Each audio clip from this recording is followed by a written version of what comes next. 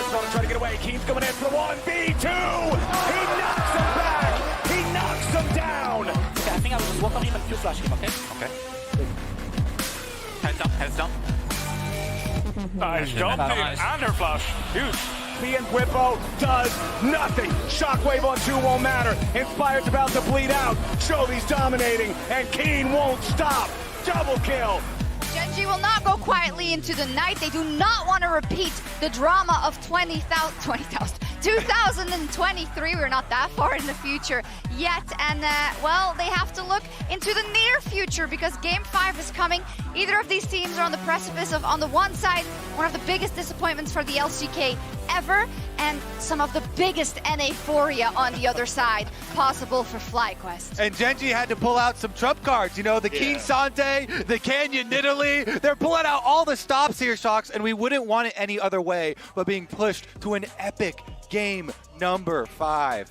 The Canyon Nidalee is so good. Wow. He's so good. It's this int pick for so many people, and he just dominates on it this whole game. He had an early camp advantage on Inspired Sejuani, and he just had tempo the entire time. It was actually incredible to watch. And Inspired did some good things in the early stages. Like, he burnt a couple of these flashes very early, but FlyQuest never really got to capitalize on it. And while he was burning these flashes, Gen.G were getting this Nidalee those extra bits of farm, getting this Nidalee into a position where she could just take off. And in this fight, Chad, you were saying backstage, like, how did they have another mark? How did they keep jumping on them? He always has it. Canyon And dead. has the world champion skin on it for a reason. Also remember back to MSI, he's the one really driving this meta. This is why he is the jungle GOAT. He can pull it out and just control the map. It's so nice how they set it up for Gen.G's game plan as well. It's not, you know, just individual play, but then they keep on using that plus the Ash arrows to get these picks on side lanes, constantly pushing FlyQuest around and making openings for themselves. I wish we were synced because How about then we this could energy though? Yeah, and I think it's so interesting because right before I asked, we've been so many times at a Game 5 where we couldn't help but dance and shake, but it was when our team pushed it to 5. It's just, the momentum is so different. And it's the weird thing about emotions versus logic, because emotionally it feels worse to lose Game 4 going into Game 5, which is why I'm having a hard time getting super hyped, but logically, it is better for FlyQuest. It is much better for FlyQuest to have lost that game. They've won their blue side game already. They're going to be able to get it back again, and it does give them an upper hand at the start of this final draft. And that's the thing, if you look at it, apart from that one red side game, every game that has been a victory this series has been on this blue side.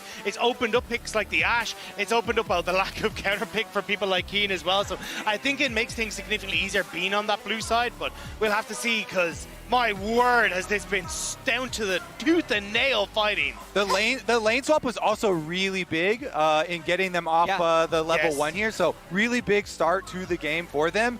Kiin, we're going to take another look at that Cassante pick that he is so famous for. The key here is that both Massu and Busio use their key spells right before in front of the tower. That is the knock-up from Rakan and the arcane shift from Ezreal. And so Kiin says, you cannot use both of your dashes right in front of my tower. He punishes immediately and shows them why his name is synonymous with this champ. And that's what I was going to say. This is the champion he has so often made his name on in the LCK, taking over on this pick. And you're seeing the moment you mess up, he will pounce. He understands so much about how this champion operates, the damage it can output, and how it can take you down. Oh my god. I know we have vested interest. I mean, you guys as LCS representatives have, of course, but for neutrals, I mean, we're getting such an amazing best of 5. You can see it there, Lauren G-Sun on stage. And Jat, bring back, you need to huff it again, I think. You need to bring it back. I mean, we and already I got put something the for you. Here's a question, though. Is this going to be Misfits versus T1?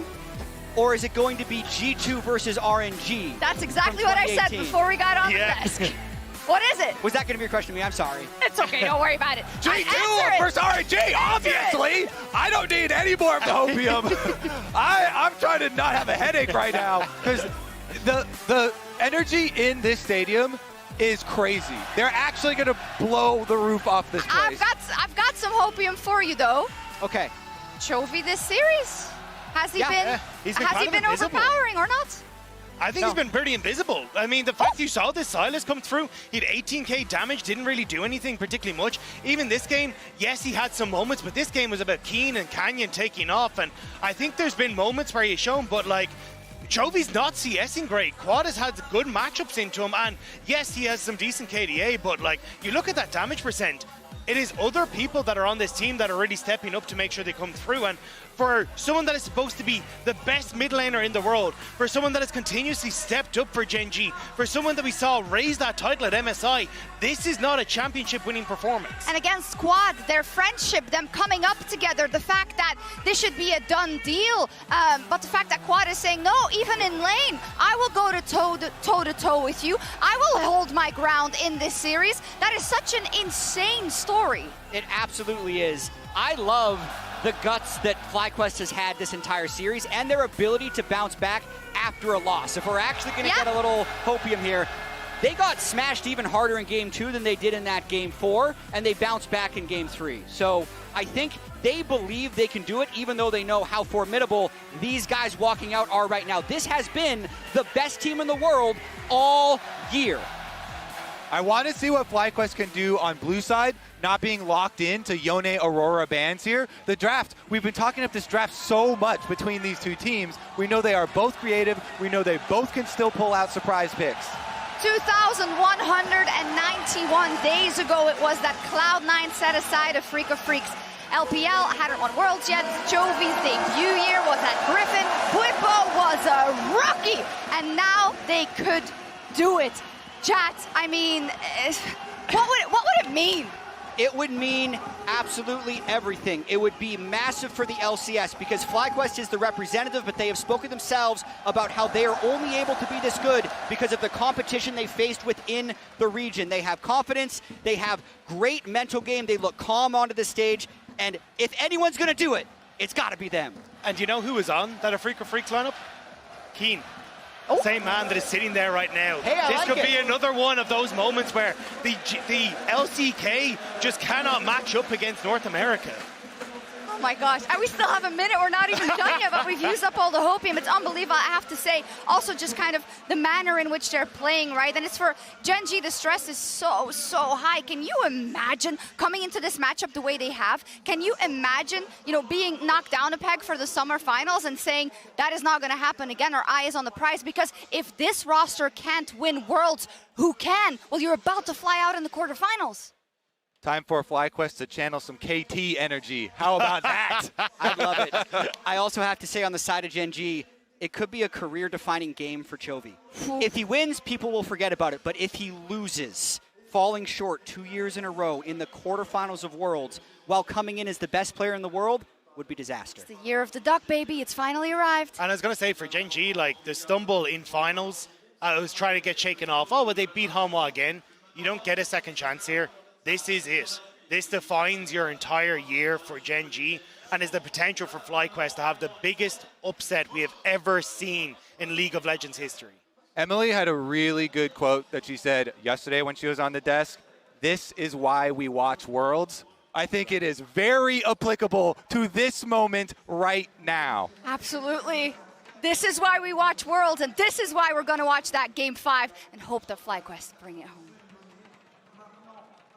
Welcome back, one and all, to the final game in the final quarterfinal of Worlds 2024. No one expected FlyQuest to be able to push Gen.G, a team that has experienced utter dominance for the rest of the year, to this level. But here we are. It is the edge for both teams. One goes to semifinals, and one has a long flight home. I mean, it is so much pressure in these final moments. The stories that will be told about these teams will be defined completely by this game. It's an interesting parallel because you gentlemen, it could be a misfit situation where you fell just short, or it could be a G2 situation where you can ride that glory home. It's fascinating to see is the Nidalee taken away from Canyon, respecting that jungle pick. Yeah, we have the Nidalee targeted towards Canyon. We have the Ivern targeted towards Inspired. We have the general ban of the Ashe that has been crushing this series, and the general ban of the Aurora, although it is unusual because, again, it's FlyQuest banning it on blue. Now the question is, what do you ban here? Are you going to leave Yone up? Are you going to continue banning Jax as they have been quite a bit in this series? Are you willing to take the Yone? You know, that becomes the question. Gen.G, do you ban out Skarner? Do you ban out Yone? Do you ban out Seraphine or Amumu even? Okay, so it is actually Amumu, so they're banning instead the pocket picks, and they're looking for a trade. And the question is, do you have to take Yone to deny it from Chovy, or is it okay to take Skarner? That is the biggest question right here. Gen.G is saying, you can't play Yone, you won't play it, we'll take it. Will FlyQuest? They do. FlyQuest will answer the challenge. They will lock in the Yone. Gen.G's prepared for this, though. They've already banned away the Amumu. They're locking in the Skarner, and they've paired it up alongside the Smolder as an answer. We saw this in the Swiss stage as a means to deal with the Yone because of the scaling power of the Smolder. But if you can get ahead early, you can quickly shut that Smolder down and its ability to farm up into the late game. Now this is going to be so interesting here. Quad is a player that has made his career playing control mages. That is what he is known for. He has really not played a lot of Yone at all. He has played it only 3 times his entire career. Oh, the Fiddlesticks! But he is not lost on it. Fiddlesticks in Game 5 against Gen.G. I mean, we used to see this when he played on Rogue back in the day. It was a rare pocket pick available for Inspired, and they needed an AP jungler, so they bring it out here in Game 5. Kalista for Massu. FlyQuest are throwing everything into Game 5. You can criticize FlyQuest if you want, but you cannot say they lack confidence. This team knows no fear. And I hope all of you at home can hear the crowd here in Paris roaring with Let's Go FlyQuest, inspired by the underdog story of North America's first seed against the Titans of the LCK. The last Fiddlesticks was in 2022 Worlds, and the last 3 Fiddlesticks played at Worlds were all piloted by this man, Inspired. Has played it 6 times in his career. This would be the 7th, sporting a 3-3 win rate. Okay, so on the other side, the last pick for Gen.G before the second half of the bans, they will put Kiin back on the Rumble. Now the big difference here is because it's right before the second half of bans, they will ban out the Galio that Bwipo answered with in the first game. Exactly, and it wasn't even just the Galio, it was also the Seraphine that really allowed them to absorb these equalizers very easily. The big Seraphine shields, the Galio shield on the ulti absorbs so much of that AoE damage here. And now they're not going to have those easy answers. Now FlyQuest need some form of engage. Things like Renata, Rel, Alistar, all very valuable support picks that Gen.G aren't going to be able to ban all of them away from. They will remove the Rel, meaning that Leona, Alistar, Renata kind of become your key engaged supports, because right now FlyQuest, they have great follow-up, but they need that initial CC to start off the fight. Exactly, and that's why I don't think you can go Renata for FlyQuest. Even though it can be a really powerful 2v2, A, you can get lane swapped on, and B, you need the primary engage so that Yone and Fiddle can follow up afterwards. There's a part of me that's thinking Bwipo might go on. I mean, it's an old school pick for him, but we'll see what direction they go, especially in the event of a lane swap. I think there's a world where it can navigate its way through the early game. Oh, Ziggs for Peyz, something that domestically few teams will let him have. This is a champion that, remember, was all over the bans earlier on in the tournament, and now it is locked in for Peyz and Gen.G. And it's another champion that has some of that mobility. You can use the satchel to try to disengage, to try to create that space. But there are these clear targets here for FlyQuest for their engage. Will he go for it? Sett against Rumble top. I think that's just a cheeky hover, surely. All right, Massu, we already saw the fiddles, I think he's going to lock it. So, locked in. FlyQuest in Game 5 of the quarterfinals against Gen.G are playing 2 picks that have not yet been played in Worlds 24. This is incredible to see, and if FlyQuest can pull it off, not only would the upset be one of the most incredible of all time, if not the most incredible of all time, they would do it in such a unique fashion, in their own style, playing their own game. What am I supposed to think about a Sett? You're supposed to think, hell yeah! The Maokai gonna be the final lock-in for Lehends, going towards the bot side of the map. So much utility on the side of Gen.G. The Maokai ultimate, the root, the ultimate from Canyon, the wombo combo capabilities of Rumble plus Ziggs, the team fight comp, the scaling from Gen.G is very real. But that doesn't mean that FlyQuest don't have team fight tools of their own. Wow, for so many years, we were even talking about this between the games earlier, there have been so many criticisms, and rightful criticisms, when we look at teams from North America trying to play whatever they can copy from Korea or from China. And now, FlyQuest is saying, you know what, how about not? This is a FlyQuest draft for FlyQuest players in a series where FlyQuest has the potential to do what so many thought was unthinkable. CLG in 2016, C9 in 2018, and Team Liquid in 2019 have made so many upsets come to fruition and reignite the hope and passion for North American fans. Here in 2024, after so many years, FlyQuest are on the precipice, using their own style of bringing that faith back once more. The first Sett top at Worlds since 2021 has not been played in years alongside that Fiddlesticks.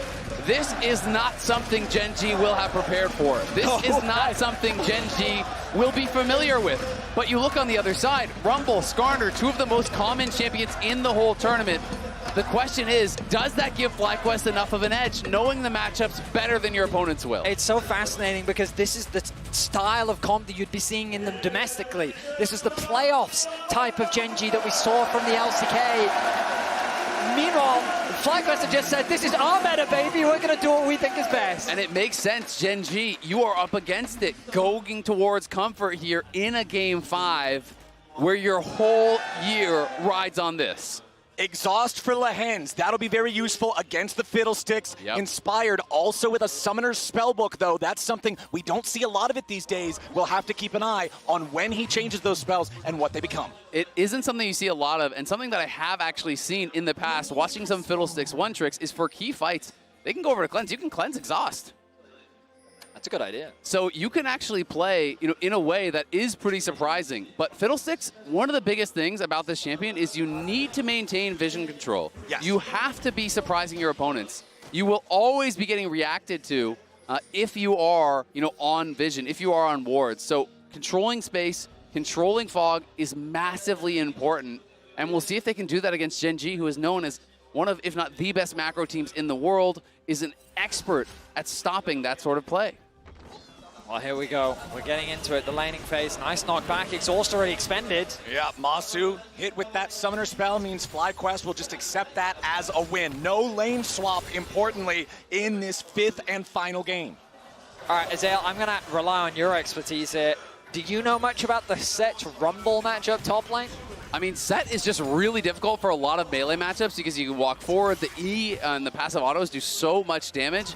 It is very difficult to deal with him, in these early levels. I do think Rumble will struggle if you get in these committed trades. For Rumble, it's going to be about keeping distance, using the Electro Harpoon to slow him down when he pops the Q to walk forward, and just looking to scale, looking to not get caught into a full-on team fight.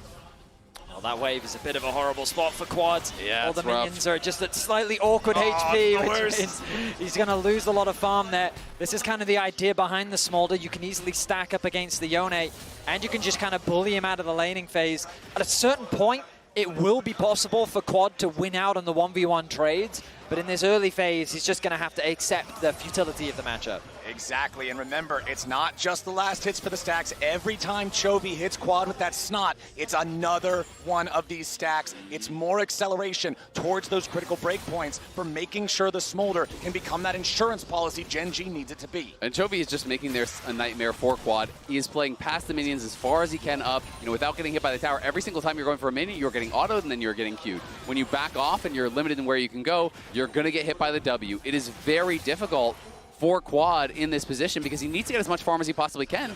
He's falling extremely behind, and it is only 3.5 minutes in. I mean, this is Chovy at his best, dominating a lane.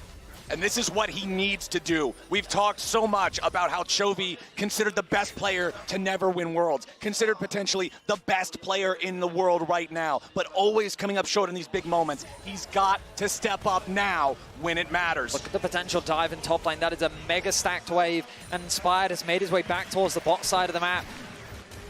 Yeah, Bwipo, though, respecting the potential of that, he's not contesting the wave. He knows it's pushing towards him, so you don't need to step up in that spot. You bounce the wave, it'll stack and push to you, so stay under your tower. And Sett is notoriously hard to dive because of the Haymaker. You absorb all that damage, you put it right back around on them.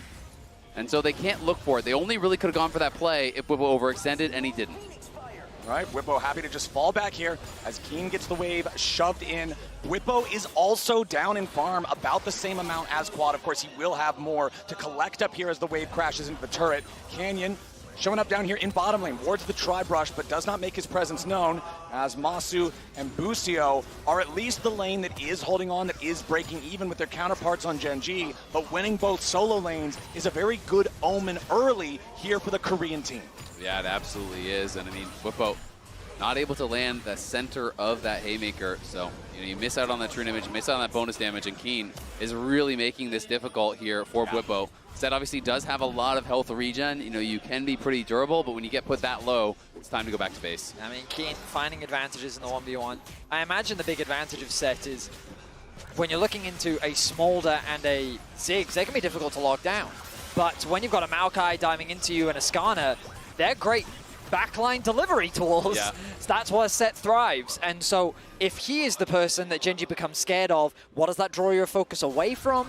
Inspired in the jungle, who typically when you're coming into these team fights, so much of the conversation is care for the fiddle, get the exhaust ready for the fiddle, get ready to lock him down, CC him, whatever. But if you've got this Sett just drawing all this attention, it can create a lot more chaos and panic that Gen.G have to deal with. And I mean, it's going to be, tough here for Bwipo. Canyon looking for the enemy top laner. Bwipo using the showstopper to get back away. Remember, once he goes into that animation, you're not going to cancel it with CC. So nicely uses Canyon as an escape mechanism. But even with that, he was losing minions during that time. Inspired was moving up towards top, and they will spot Canyon. He's trying to get behind Lehends. Lehends should be able to retreat in time from this one. And I mean, just look at the farm. It continues to be massive for the Gen.G solo laners as Busio could be in a bit of a rough spot here, but Chovy has no way to lock him down. Gen.G coming to challenge here for the first set of grubs. Inspired not level 6 on this Fiddlesticks. Bwipo has already used his ultimate.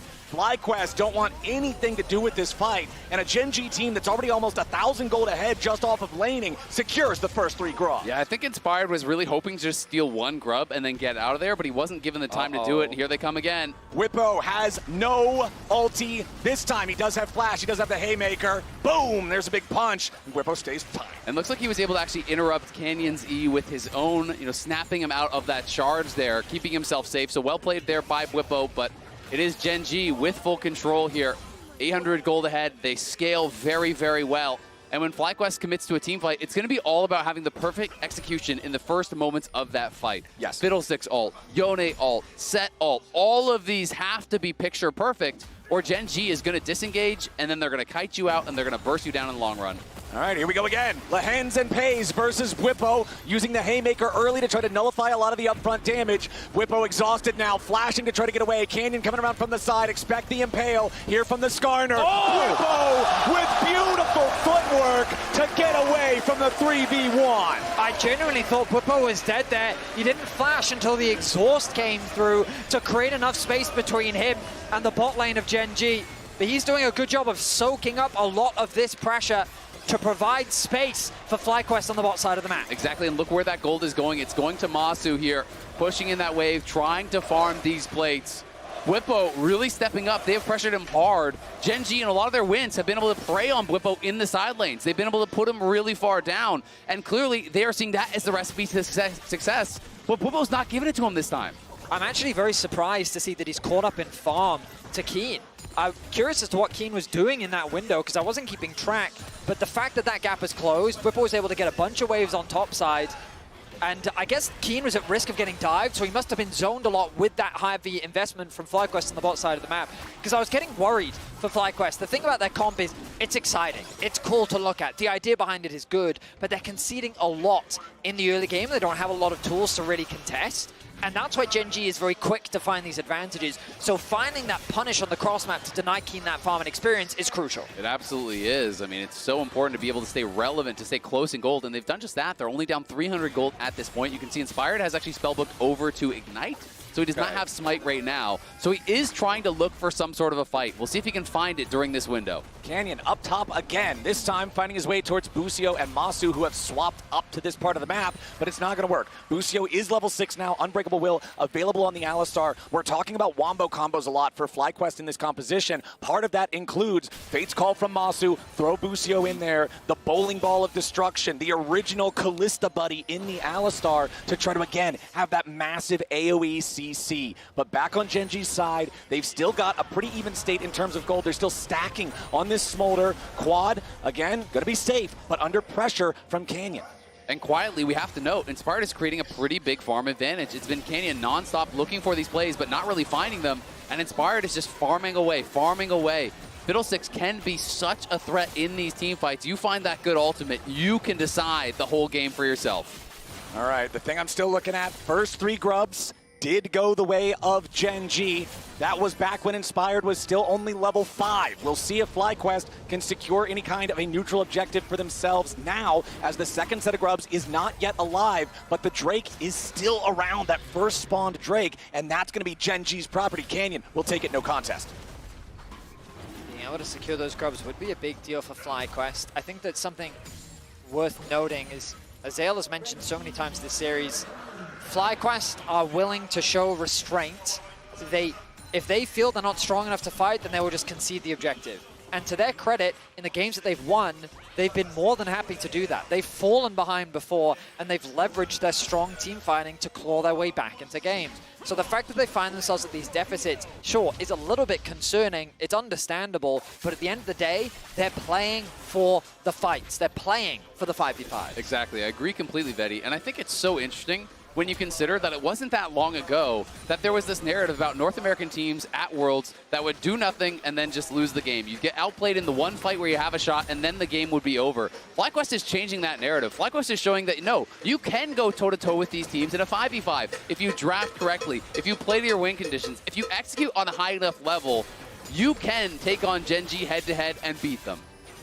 And right now, that head-to-head is still very close. A few hundred gold, favoring Gen.G overall. Still about a 10 CS lead here for Kiin over Bwipo. Still about plus 25 for Chovy in the mid lane. 125 CS here on this Smolder. Just a little bit over 11 minutes into the game. Stacking up a storm. We'll see hopefully so soon whenever we can get an update on what that checkpoint is. I assume he's got to be getting close to 125 now. Here comes the fiddle. Okay.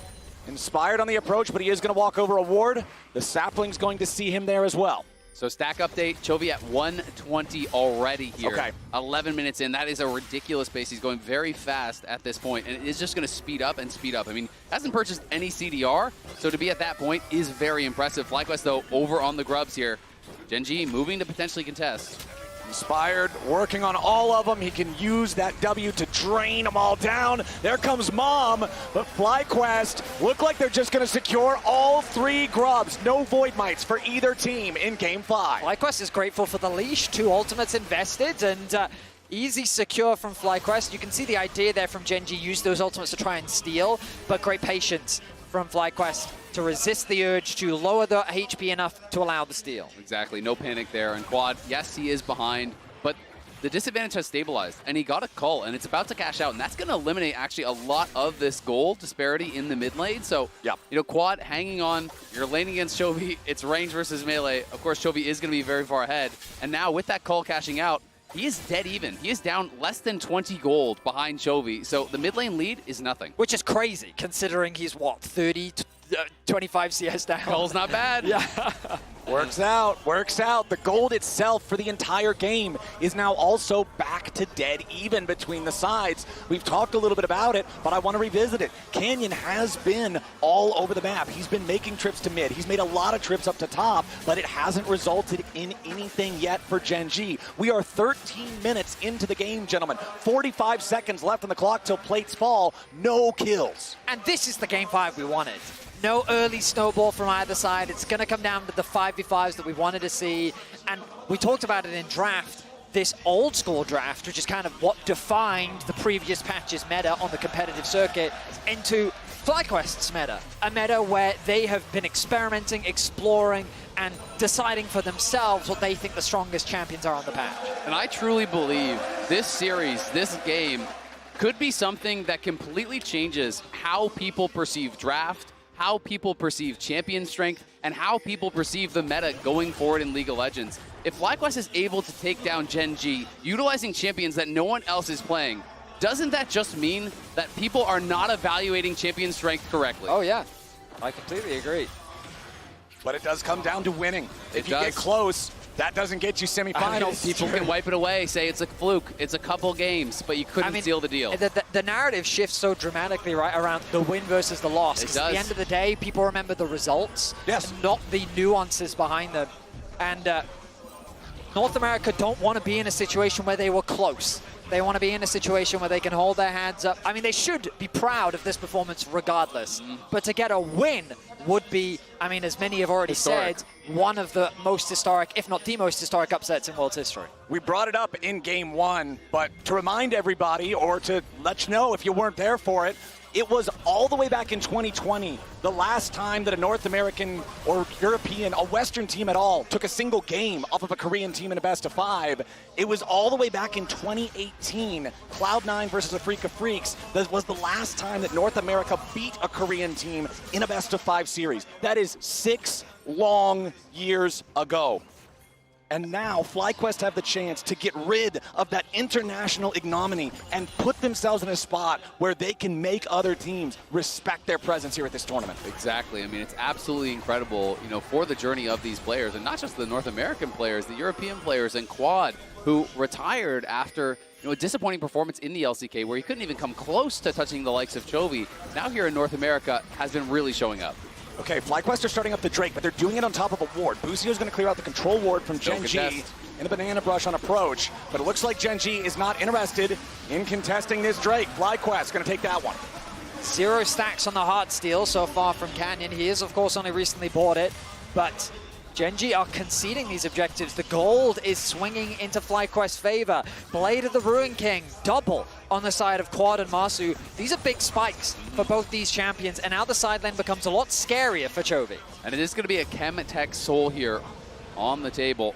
Not one that, you know, people are really prioritizing very highly whatsoever. But in team fights, it can be valuable. I think we've seen the difference before, right? I agree. It's I want to say that it was FlyQuest in their series versus HLE where they had the Soul, and then it was thanks to those additional resources that helped keep football alive so many times. But point is that 1-to-1 in Dragons right now. Yeah. No first blood. We have to be approaching. No one's pinged me in my ear yet, but we have to be approaching the longest first blood of worlds. I think it already is, because I remember in an earlier game it being about 13 minutes in when we were called for the longest first blood at Worlds. Well, they want Quad. It's going to be TPs coming in from both sides. Fate Sealed arrives, but he buffers back through the Impair with a Soul Unbound. Mom roars in. Quad is low, but he ain't dead yet. Kiin's in trouble, but he turns it back around. First blood over to Chovy, and Gen.G get their moment. An intense play that's not over yet. Lehends trying to jump in now and get a little bit more. Busio. Oh, he's so very close to death. It was nearly a 2-0 for Gen.G. A nice dive initially from Gen.G, but the response was a snap TP from Bwipo.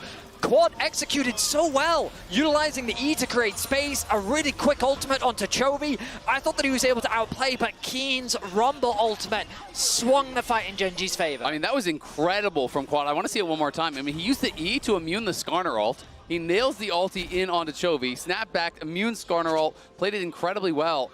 I didn't see quite what happened with Busio when he flashed forward. I'm not sure if it was a failed combo or if he did get disengaged on. I kind of want to see that one more time because there was so much going on in that little moment.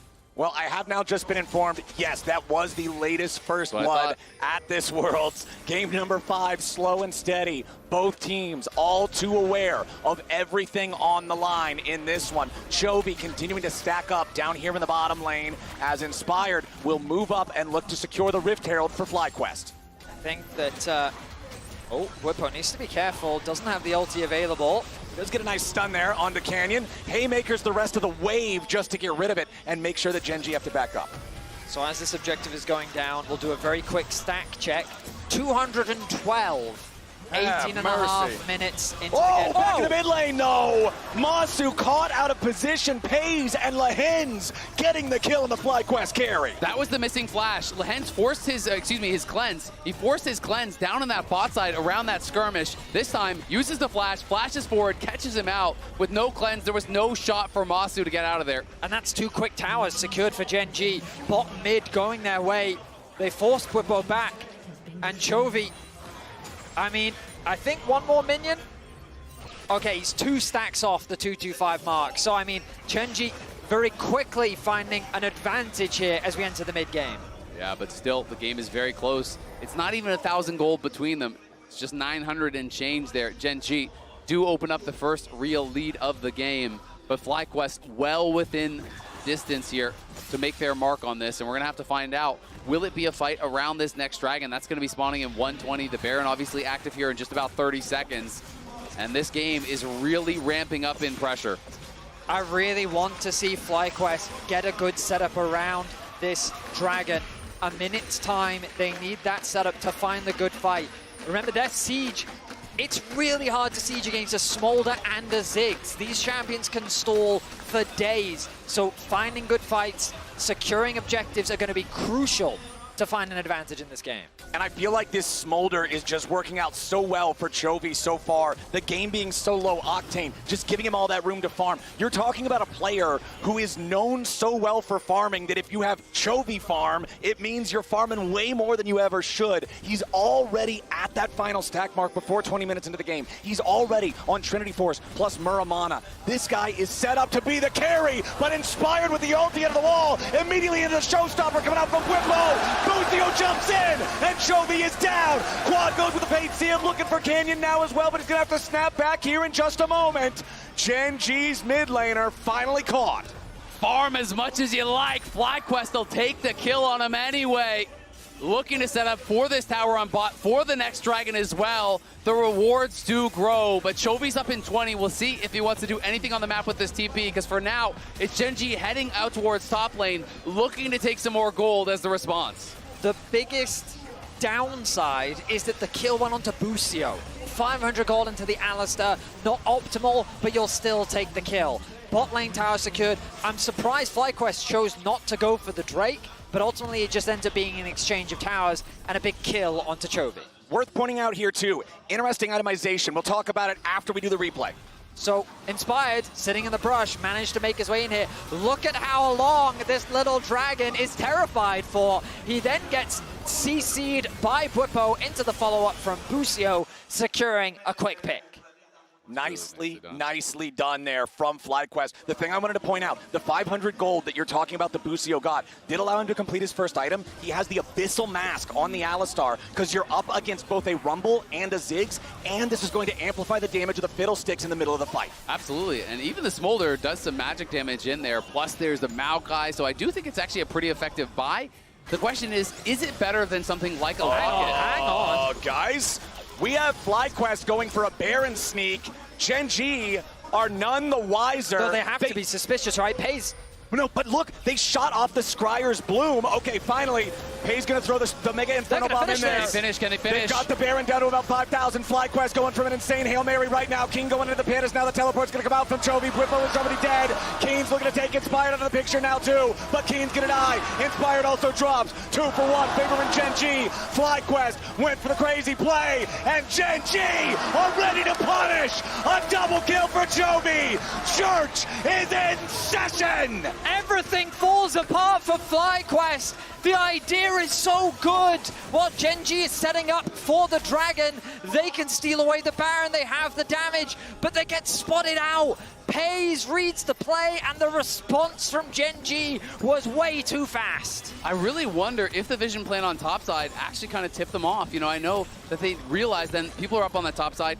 I think the idea from FlyQuest is you hit the vision plant and they say, oh, they must just be clearing out the wards. They're checking if it's there. But I do feel like immediately once that went off on the minimap, Gen.G started moving up towards the top side. And I think that might be the deciding play here of this 5th game. They get put so low by this Ziggs ult. They're tanking the Baron. Kiin gets the equalizer, and he just goes straight in on him with the blast cone. That control ward as well to allow for the TP. So much damage done by Kiin alone. He forces the stopwatch out from Inspired, and then he ends up dropping. And then remember the stacks. Oh, the blast cone gets hit as well, knocking Massu back in, allowing Chovy to get a double. That blast cone was massive. I don't think they were expecting Massu to flash over the wall and be in that spot. So I think it was Quad that hit it, trying to blast himself into a better spot to make a play. And instead, Massu goes back into the river, and now Gen.G with a 4,000 gold lead. It's 23 minutes into the game, and they're bulldozing their way to the FlyQuest Nexus. The bottom lane inhibitor turret falls. Bottom lane inhibitor next on the menu. Bwipo trading back a tier 2 turret up in the top side. Yeah, I mean, the wave clear for FlyQuest is really, really weak here. You've got Kalista, you've got Yone and Sett. These champions cannot deal with the Baron Siege, and that's why they've made the choice to just try to play through sides, try to get gold back elsewhere. For now, they are down just above 3,000 gold. It is still within striking distance, but the problem becomes Gen.G have full control of the map. Gen.G still have the Baron, and one more bad fight could be the end of Worlds for FlyQuest. The game was so quiet, so calm for so long, but that's the problem with those Hail Mary plays. If you drop the ball, all of a sudden you are staring down the barrel of terror. Over the wall though, go Inspired and Quad. They find the pick onto Kiin with 2 ultimates. I mean, it's a good pick for FlyQuest. These are the type of plays they need to be finding. They can't afford to give up just yet. They're still too close to that spot in semifinals to rein in the towel. 3K now the goal difference, still 3 minutes away from these objectives. Quad getting that kill is also very valuable, as this Yasuo can be a turning point in the game.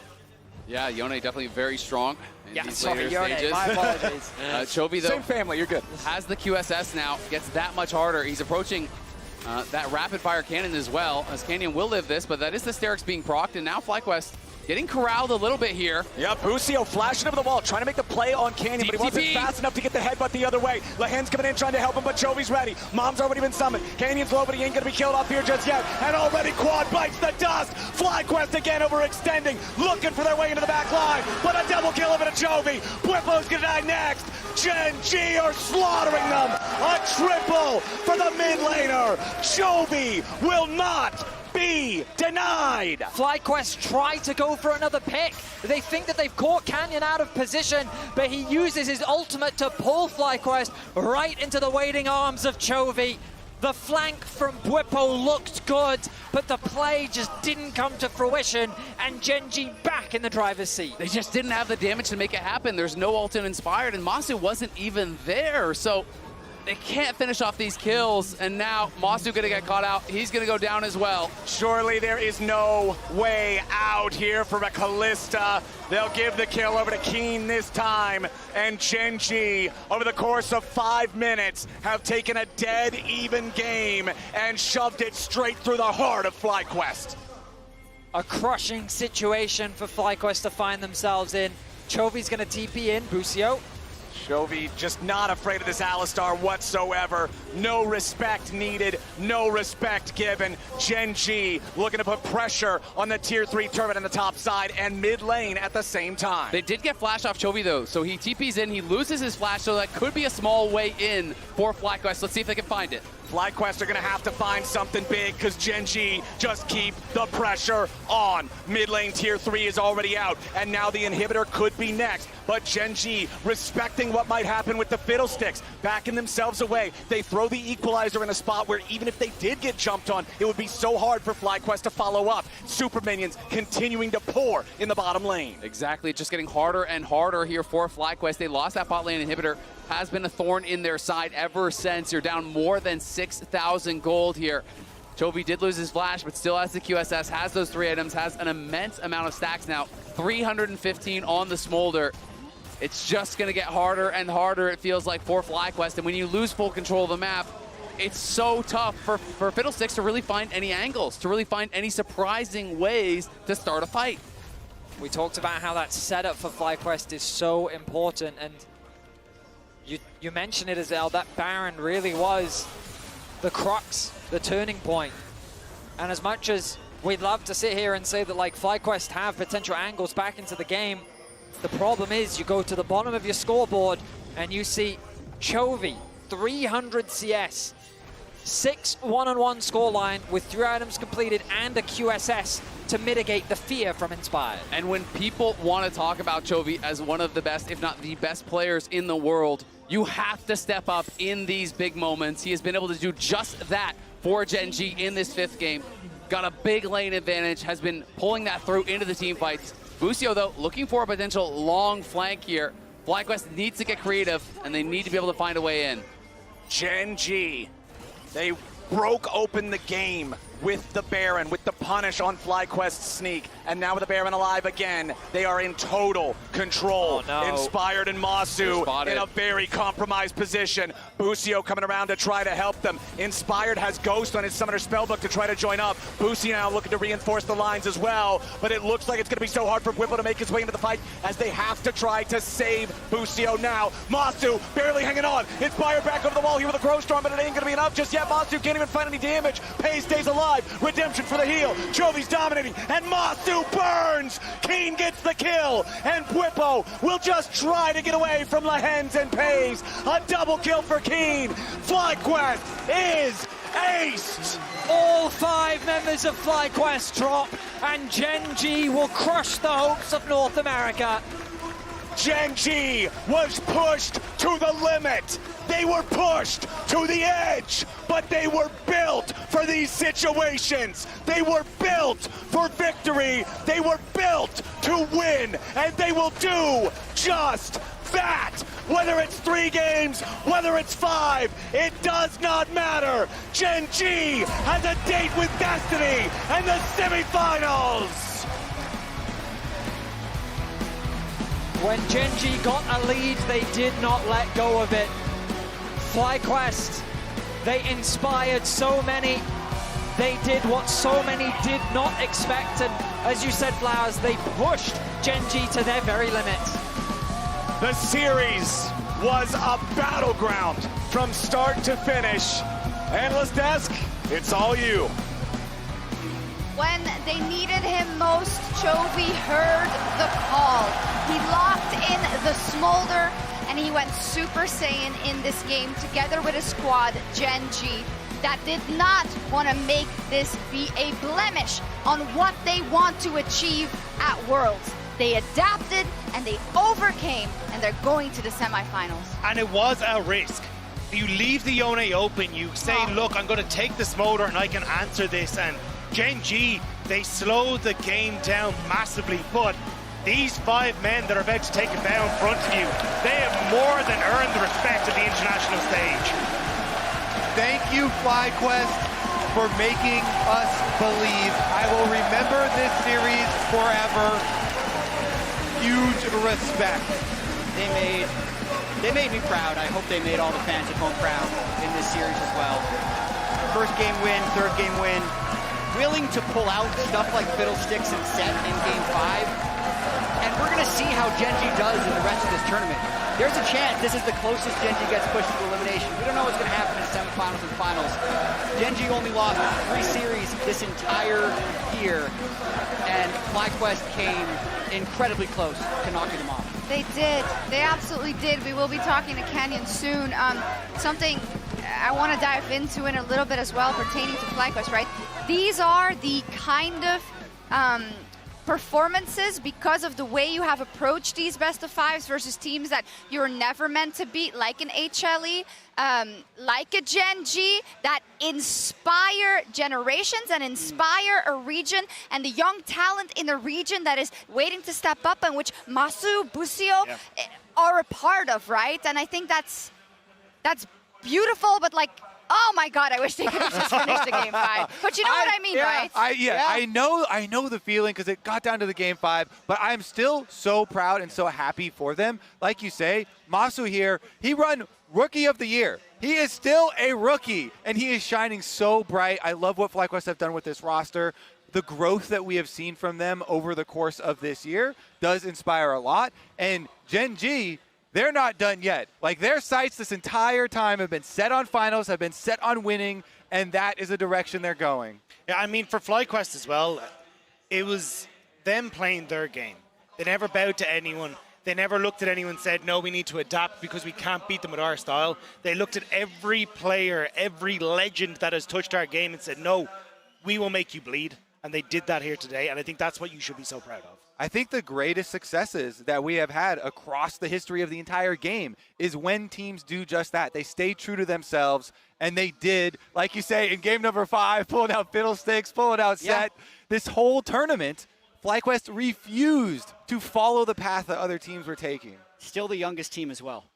They're the youngest team. Busio, super young. Quad, super young. Inspired is shockingly young despite all of his success and his experience. So they're going to feel really rough about this one. But they pulled out all the stops. Look at this. Seraphine, Kassadin, Nunu, Sett, Fiddlesticks. In this series alone, I'm very disappointed, but very grateful. And all of about Worlds, what right? we got to see today. All of Worlds for them. Yeah.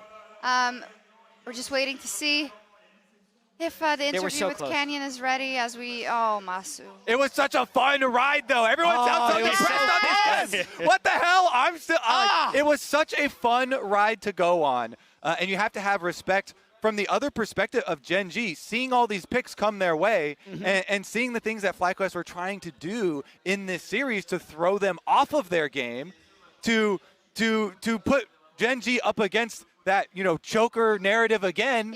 Yeah. And Gen.G stood tall, and they were able to defeat it. Their own picks, too. Kassadin, Nidalee in game 2. Nidalee again in game 4. Smolder's disappeared from the meta, letting Yone through, smashing in a lane. 2 games of Maokai support in a row. They pulled out their own sauce as well that is going to be a threat against T1 next round. Yeah, and I'm really excited for that best of 5 versus T1 as well, I gotta say, right? Because Gen.G has always had the upper hand, but maybe now we'll see a different one. I don't know. I'm not saying T1 would win, but it's all on the cards. And what doesn't kill you makes you stronger. Gen.G are going to be stronger because of this. 5 games out here with the audience. They've talked about it. Multiple players have talked about it during this tournament. We're going to talk to Canyon on stage. Quelle série incroyable ici. Messieurs, dames, du bruit pour Canyon et pour Gen.G, vos deuxièmes de finalistes. Canyon, thank you so much for joining me. Jason, thank you so much for being with me as well. Je pense qu'une première question qui s'impose ici, c'est comment on se sent après 5 games comme ça, après avoir été poussé dans ces retranchements par l'Amérique du Nord. Canyon, what are your first thoughts about this series after being led to Game 5 by FlyQuest? How do you feel right now? 정말 5세트까지 가는 접전이었는데요. 지금 드는 생각이 궁금합니다. 소감이 어떠신가요? 일단 지금 드는 소감은 정말 다행이다라는 생각과 그래도 이겼으면 됐지라는 생각이 제일 강합니다.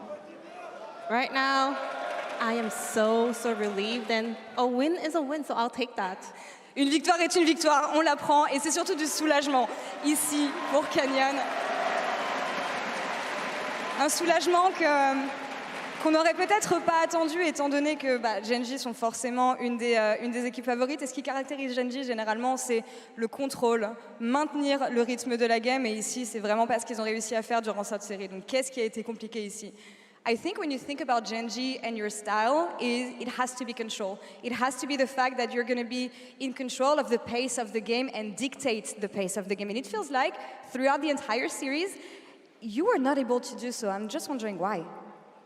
사실 젠지라는 팀을 떠올릴 때 언제나 좀 지배적인 모습이 많이 나왔는데요. 언제나 게임의 컨트롤을 할 수 있고 언제나 템포를 본인들이 원하는 대로 끌고 갈 수 있는 그런 팀이었는데 이번 시리즈에서는 그런 모습이 잘 나오지 않았던 것 같습니다. 어느 점이 가장 어려웠나요?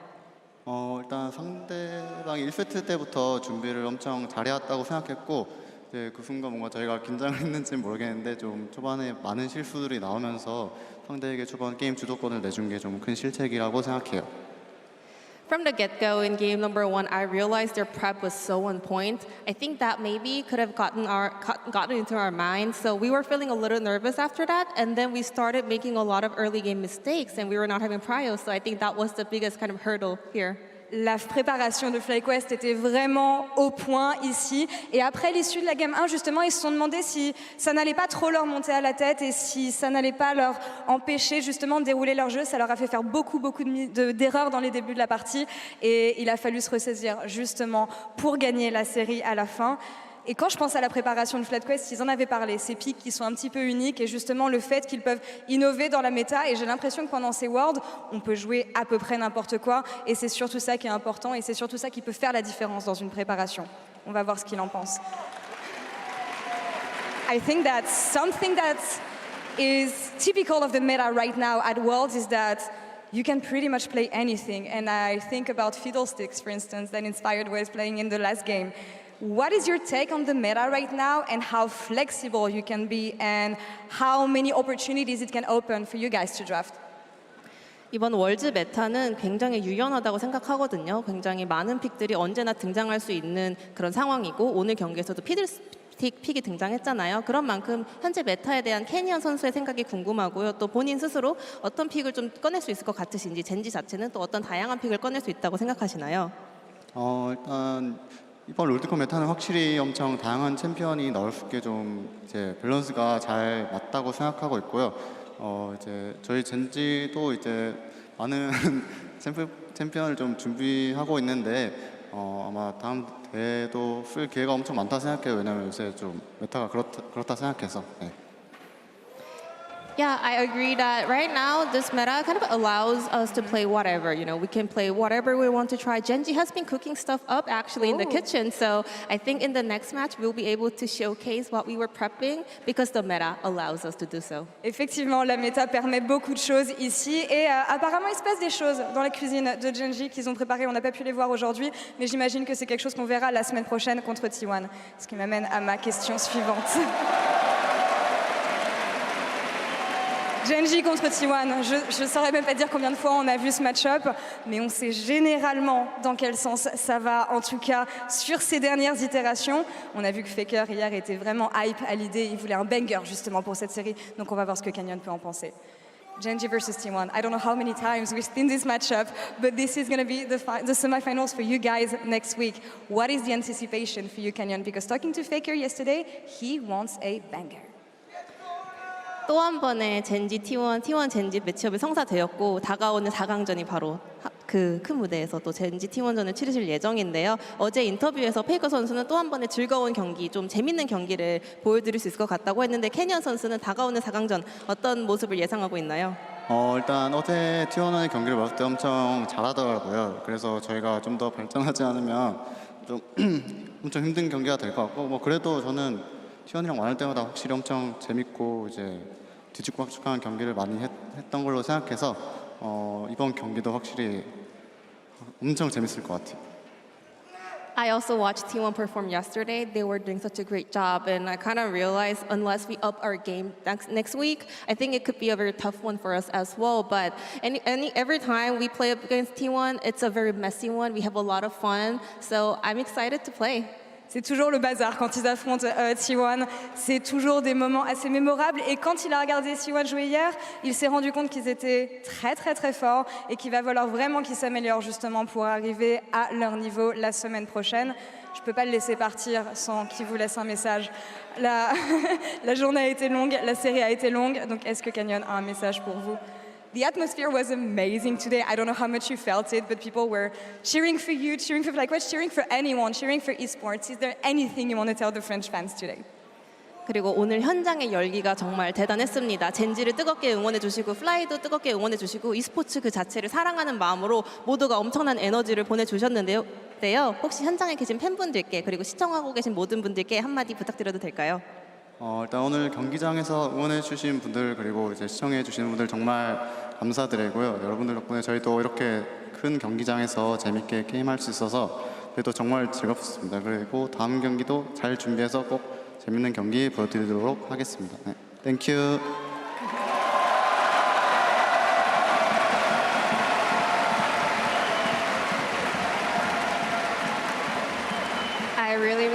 appreciate all the support coming from you guys. You know, thank you for coming down to support us. Also, thank you for watching online to support us. Next match as well, we will be able to deliver another banger for you guys. I will do my best. Thank you.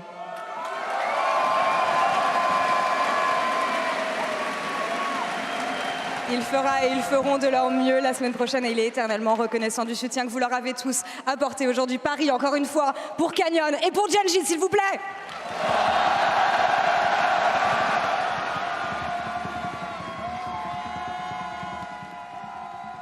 Well, congratulations to Canyon and Gen.G.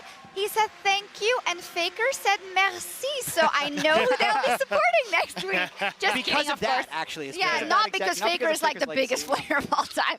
Just kidding. Wow, I mean, he said it right. Relieved. Relief. It could have gone look at another way. Mada's face. Wow. They did not expect to be pushed to the brink here, for sure. That's where that feeling comes from. Man, they really had to pull out all the stops. They did. We are going to also try and get an interview with someone from FlyQuest, but of course, Laura needs to make her way there, but I would love to know what they have to say. We also have to crown our Oppo player of the series, and it will be Kiin in the top lane. I think so, right? That's what we agreed on? Yeah. Yeah, you're looking at me. I was like, did we change? I was biased. I wanted to vote for Canyon. Okay. Was it not just a K'Sante game? I think it was the way he handled so much of them in the lane swaps as well. So often it was him who was coming out with these leads and then playing very well through sides to try and set them up even in their losses. And then also the K'Sante game was absolutely spectacular. When you look at the game where they tried to play through lanes or through those side lanes, he was impactful as well. So I think Kiin overall just popped off at so many opportunities in this series. Yeah, I'd even say as Jax in game 2, kind of changing FlyQuest bans for the rest of the series, never wanting to play against it again. They were so close. This is the thing that pushed him over the top. Why couldn't he play a little bit worse? You know? If he didn't have such a good day. How many times have we said it? It's about the percentages at Worlds, right? I mean, Chovy clutched it at the end with the Smolder as well, the Kassadin pullout as well. So many big moments in this series. Great Couldn't moments. miss a couple spears, Canyon. Just throw it left or right field. No, actually, let me ask you though, with also one of the answers about kind of how open that the what is it? Oh, the highlights. How open that the meta has been and how open it is, like, with that fact, right, of all the quarterfinals played and how open the meta is and how you could even pull out a Kassadin if the time allows. Who of our remaining teams are best equipped to make the most out of that? The bracket, could we get the bracket? I mean, I think T1 is also very well equipped for this. Yeah. Because let's think, if teams actually look at FlyQuest and say, this is the type of drafting that can counter what was the traditional meta, it's going to be super exciting. I'm trying to think. Look, maybe, wait. I mean, I think BLG are also up there. Knight has a plethora of champions he can bring out in the mid lane. Like, he was domestically incredible on the Sylas. He started off as an Echo one trick. He has, like, so many other picks they can also bring to the forefront. So I think that's definitely something alongside Bin, just kind of hitting all your meta staples in that top side as well. I hope that this series just makes every next series be bananas with all kinds of crazy picks. This just is kind of Soraka! This is the first domino, and everyone's just gonna go crazy with all these counter picks and you know, specialty ones. Exactly. They have a lot of time too, right? There's 5 more days where they can actually cook some stuff up, and we saw a little bit. No, it was reminding me of your tweet of like nothing. That you are here. Now you gotta say it. Yeah, where you were like, first it's where's the music video, but I don't want to bring it back up. We are here. We are here. It's 5 days until semifinals. Is this not safe for broadcast or what? What is going on? But you know why? It's good because the teams will cook more. Yeah, it is, I think. Having the space between quarterfinals and semifinals is good for teams to be able to prepare to have meta development throughout the tournament. But I think the answer actually is T1. Because they were the team that cooked the most last year. They have a huge amount of experience. Keria loves to play weird stuff.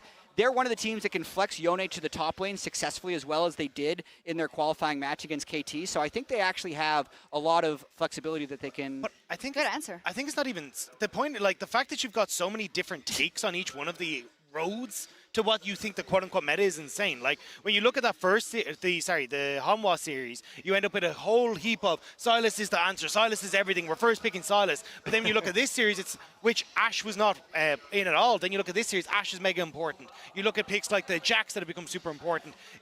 There's so many niche scenarios on your style. I think you just no idea what way it's going to go. Or How about this? Okay. Weibo T1 final, T1 3-0. No. I'm kidding. We saw that Wait last a year. second. I've seen this before. That sounds good world. It was familiar. a great Good world. world. What wasn't great, it sounds like a really messy segue, I'm sorry, but we do have Inspired standing by for an interview with Lore to say goodbye. Inspired, thank you so much for joining me after the series. Obviously, things are not easy, especially as you guys came so close. What does it come down to in moments like this, would you say? I feel like Gen.G had really good adaptation. Yeah. Like at the beginning, the first games, they were playing like playmaking champs like Ari, Silas, and we kind of like playing against that because we like to draft for scaling and like going for late game team fights with like Seraphine like we did and some other picks. And I think that's why we managed to win the games, because we just surprised them with the approach. And I think they just adapted well by picking scaling themselves, especially in game 5. Like we didn't really predict Smolder at all. Like honestly, when they gave us Yone, like we are not sure what they are preparing, but we didn't really think about Smolder that much. And then they just picked Ziggs second phase to like stall the game, and they played very well. Like for the first 15 minutes, they didn't really give us any opportunities. They were just trying to wave clear and getting stacks with Smolder.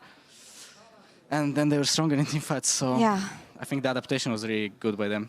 You made them sweat. Or like I was with Skarner on stage just a few minutes ago. You made them sweat. He praised your preparation, the way you guys played in game. And I think of FLYQUEST and MSI and how far you guys have grown as a group. What do you see as the main evolution from the team when I look at the rookie bot lane that you had into the almost taking down Giants today? I feel like just playing with more confidence is the difference. I feel like at the beginning, maybe we were a bit more nervous on stage and a bit scared of trying the stuff that we like, and right now we are kind of, we're more confident in the game. I think when we see the opportunity, we usually go for it and just don't hesitate when we see that there's an angle to be done. So yeah, I would say experience is the biggest difference comparing to the beginning of the year. You know what I think is amazing is that you talk about playing without fear. Your preparation was amazing. You surprised them, and I do feel like in the best moments of the West, this is exactly what you guys needed to channel. And I roll back at the beginning of Worlds, where all hope almost was lost for the West. I know that APA from Team Liquid also mentioned the fact that, well, it's hard to believe these days. I believe a lot after what I saw today, Inspired. Yeah, thank you. What do you think for the future of the West? What are you guys going to carry that's going to help you get them next time? Because I feel like it was really, really close. I think we showed that being creative is a very rewarding thing, and I think we just lacked a little bit. Like I think if we prepared something better, I think maybe we could have won the game. I think we won because we actually had really good preparation. I think they're the strongest team of the tournament. I think they're just not ready to what we prepared. So next time we're gonna have to have more surprises for them if you wanna beat them.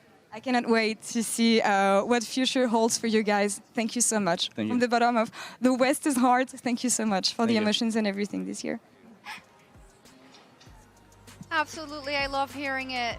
He's so rational about it, right? And I think it's even, he says maybe more special things, and maybe that does a disservice to how crisp they were in a lot of these fights, you know, how good Massu was, who is a rookie in some of the key moments, versus Gen.G, mind you. And I think with how rational he is about it, that's just him as a person. He knows, he has a very complete understanding of how the game works, and that's how they're able to pilot in their wins in Game 1 and in Game 3, because they know exactly when they're going to be strong. They know exactly when they have to take risks, and even in Game 5, even though we could call it a barren throw, that was a really intelligent play because they were being outscaled, they needed a way to get an influx of gold, and they had to make something happen. So Inspired is just an incredible player, and I hope that we get to keep him for a long time. I am so excited. I am so excited for next year, for LCS, for us to get right back into it and see the growth of this team and where they can go from here. Yeah, it's the point. We don't have to talk about it for so long, and I know people are always like, why is she always bringing up EU?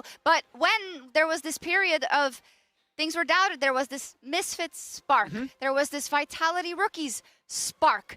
There was, it's a thing that inspires people, pun not intended. And I think that is what we're witnessing here, and I really hope that the LCS will capitalize on it, because it's such a big opportunity right now. And I think it's off the back of a lot of hard work of individuals in the LCS. You look at people like Core JJ, who put in a ton of work to try and set things up. TL as a whole put in a lot of work on their side as well. Then you look at like FlyQuest, who put in the man hours behind the scene. It's been people who really, sorry to curse, give a shit about this region, putting in so much effort to actually like get these people to the main stage. And you're finally seeing that hard work pay off, not just for FlyQuest, but every single fan of the LCS. Yeah, I mean, this series, it is easy to be sad right now. It's a game 5, and we got so close. But, you know, the saying of be happy that it happened, not sad that it's over, I think is also very applicable because we're all very proud. What about that hope word? Yeah. I feel I already broke it. I already broke it. We can't. Legitimately, in terms of hope, like people used to meme on NA for having hope at international events because every year they'd go and they just get absolutely slammed. But I think you can be justified right now to actually have hope for the next year, which I think is an amazing accomplishment by Fly. Be happy it happened. And that goes for the entirety of the quarterfinals here in Paris. I think we can all agree that the crowd has been unreal, regardless of who has stepped onto stage. And guess what? We get them again next week for our semifinals. See you then. Thank you for watching.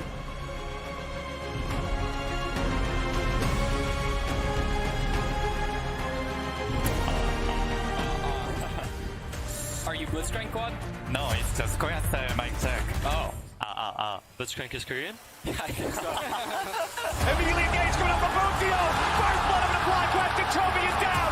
Therapy ulti roars over the top, and Gen.G has lost. Ivy, he does. I'll play team. I want to flash in, okay? Ziggs knocked up. Ziggs no flash, no cleanse, no flash, no cleanse. Dead. Arena play, Arena play, no? Yeah, we can go mid. Lehends gonna lead the way. Bwipo trying to stay alive. He's barely hanging on as he flashes out. Peyz trying to chase him down. It's first blood back over the Ash. Peyz shifts forward. Busio and Massu still fighting. Double knockout. First blood over to Massu. Double kill over to Massu. It looks good. Run.